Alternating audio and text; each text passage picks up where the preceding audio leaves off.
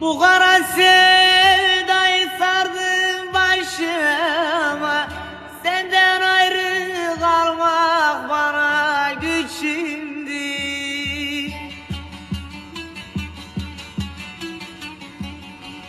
Der çekerek geldim ben bu yaşıma.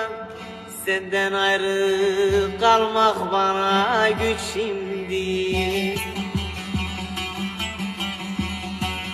Der çekerek geldim ben bu yaşıma. Senden ayrı kalmak bana güç şimdi. Sensizliğe hasretimi ekledim. Gelir diye ömür boyu bekledim.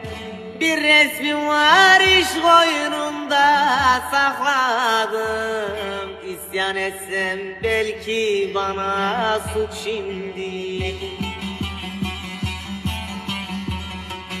Bir resmin var iş koynunda sakladım. İsyan etsem belki bana suç şimdi.